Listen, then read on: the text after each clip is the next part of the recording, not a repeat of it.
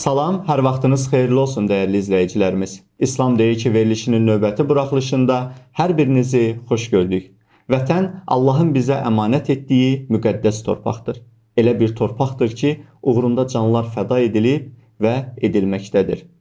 Bu əmanəti əcdadımız göz bəbəyi kimi qoruyaraq bizlərə miras qoyub. Ona görə də vətən sevgisi fitridir. Ona xidmət etmək şərəf borcumuzdur. Onda əcdadımızın qoxusu var. Onda şəhidlərimizin ruhaniyyəti, qazilərimizin səcdə izi var. Hər qarışı şəhid qanı ilə yoğrulmuş bu cənnət vətənimizi sevərək qorumaq bizi ucaldar. Bugünkü verilişimizdə İslamda vətən sevgisi mövzusunu qonağımız Bakı şəhər Heydər Məscidinin imam muavini, ilahiyyatçı Abdullah Umudov ilə birlikdə müzakirə edəcəyik. Abdullah müəllim, xoş gəlmisiniz. Necəsiniz? Allah razı olsun. Əvvəla sizləri salamlayıram, izləyicilərimizi salamlayıram və bu yeni layihəmizdə davamlı olmasını, faydalı olmasını, uğurlar olaraq, davamlı olaraq uğurlu olmasını diləyirəm sizlərə. Allah təala həm xalqımız üçün, həm də dinimiz üçün faydalı, bərəkətli eləsin. Çox sağ olun müəllim, təşəkkür edirik. Peyğəmbərimiz sallallahu Məkkədən hicrət edərkən doğma torpağını sevdiyini açıq şəkildə belə bildirmişdir. Ey Məkkə, Allaha and olsun ki, həqiqətən sən Allahın ən gözəl məkanısan və ona ən sevimli və xeyirli yurtsan. Abdullah müəllim, İslam dini insanın doğulduğu torpağa, vətəninə olan sevgisini necə izah edir? İslam dinindəki vətən sevgisi, yəni imanın bir parçası, imanın əsaslarından biri kimi qeyd olunur. Çünki alimlərin bir çox da bildirdiyi kimi, hubbul vətən minəl iman, vətəni sevmək imandandır bildilər alimlər.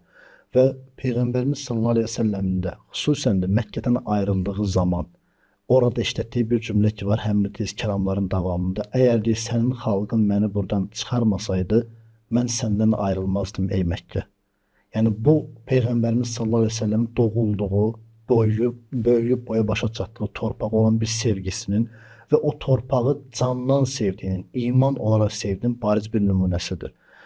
Və ümum olaraq da İslam dinində və Quran-ı Kərimdə, Peyğəmbərimiz sallallahu əleyhi və səlləm hədislərində də xüsusi olaraq vətəni qorumaq Allahın bir əmri kimi, dinin fərz bir ibadəti kimi qeyd olunur. Yəni bir insanın vətəni qoruması bir ibadətdir və vətəni üçün canını fəda etməsi isə ən böyük mərtəbələrdən biridir. Çünki şəhidliyin mərtəbələri bildirdiyi zaman oradakı Allah üçün dini, vətəni uğrunda canlarını fəda edənlər deyə keçir hədisdə. Və hədisdə bildirilən bir də budur ki, həmin şəhidlər peyğəmbərlərlə eyni mərtəbələrdə olarlar. Düşünün ki, bir insan vətənini sevmədən onun üçün canını fəda etməz ki, bir sevgisi olmalıdır vətənə qarşı. Və bu da sevgi də bizə dinimizdən törəyən, dinimizdən doğan bir iman hissidir. Abdullah müəllim, siz həm bir qari, həm də bir qazisiz.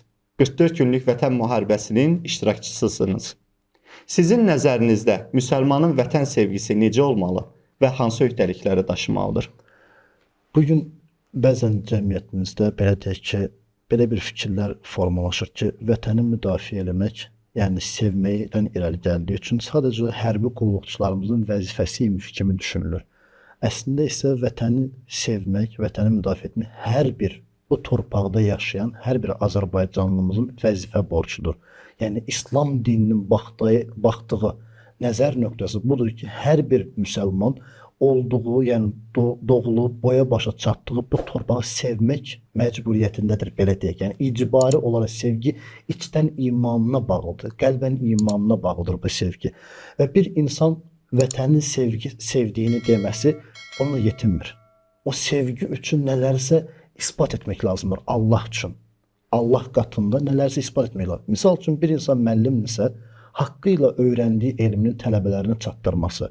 Bir insan mühəndissə, olduğu bu torpağımızın, vətənimizdə olan, inşaatla bağlı olan hər bir məsələdə ki, o mühəndislik bacarığını haqqı ilə yerinə yetirməsidir. Bir insan, bir müsəlman olaraq bu cəmiyyətdəki dinimizin, milli mənəvi dəyərlərimizin qorunub, saxlanması və bizdən sonraki nəsillərə ötürülməsi bir müsəlman olaraq vəzifə borcumuzdur. Yəni vətən sevgisi sadəcə olaraq vətən üçün vuruşmaq, müharibə olduğu zaman burada bu uğrunda canını fəda etməkdən ibarət deyil. Bu əlbəttə ki, vətən sevgisinin ən üstün pilləsidir. Lakin buna qədər isə bu sevginin formalaşması üçün hər kəs olduğu sahədə, hər kəs çalışdığı vəzifəsində vətənini sevərək xalqına və insanlığa, Allah üçün hər bir vəzifəsini haqqı ilə yerinə yetirməsi vətən sevgisinin bariz nümunəsidir. Bu səbəbdən bəzən insanlarımızın düşüncə tərzinin əvəzi olaraq budur ki, insanlarımızın hər biri vətən sevmək məcburiyyətində icbari olaraq. Çünki niyə?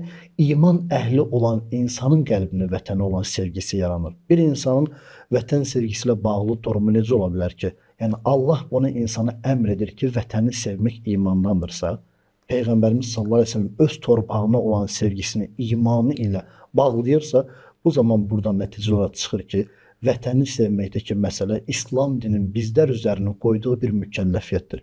Və yeri gələrsə bunun üçün canımızı fəda etmək, yeri gələrsə çalışdığımız vəzifəmizi haqqı ilə yerinə yetirmək, bunların hamısı ümumidə vətən sevgisinin bariz nümunəsini bildirməyimizin təzahürüdür. Silahlı qüvvələrin Müzəffər Ali Baş Komandanı cənab Prezident İlham Əliyev Şuşada hərbçilər qarşısında çıxışı zamanı işlətdiyi bir ifadə var. Bizi qələbəyə aparan güclü iradə idi, vətən sevgisi idi, hərbiçilərimizin peşəkarlığı idi. Abdullah müəllim, vətən torpağımızın bütövlüyü uğrunda canlarını fəda edən şəhidlərimizin vətən sevgisi haradan qaynaqlanır? Biz min illiklər olaraq bu torpağın, yəni Allah tərəfindən bizə verildiyinin, yəni ki, bəlli olan bir, yəni ki, hiss edirik ki, bilirik ki, Allahın bizlərə verdiyi bir nemətdir bu torpaqlar. Və min illiklərdir ki, bizim dədələrimiz, babalarımız, atalarımız bu torpaqlarımızı qorumaq üçün canlarını fəda etmişdirlər. İstər 1-ci Qarabağ müharibəsi olsun, istər 18-ci illərdə baş verən, yəni bizlərə qarşı soyulma nəticəsi, biz bunları tərk etməyərək canımız bahasına olsa bu torpaqları tərk etmədiyi bu torpaqları qoruduq. Bundan öncəki əsrlər də öncə bizim babalarımız həmçinin bu torpaqları qorumuşdurlar və bunun səbəbi özəyi İslam dininin bizə vermiş olduğu vətən sevgisi və şəhidlik sevdalısıdır. Yəni biz xalq olaraq şəhidliyə sevdalıyıq, şəhidliyə aşiqik. Necə ki Peyğəmbərimiz sallallahu əleyhi və səlləmin zamanında sahabelərinin vətəni üçün Allah yolunda cihad edib o vətəni qoruyaraq canlarını fəda etməsi, Həzrəti Həmzələrin və s. sahabələrin o dövrdə torpaqlarını qoruma, o eşqi daha sonra da bizim atalarımızdan babalarımıza qədər gəlib çıxmış və bizlərə də yadigar qalmışdır.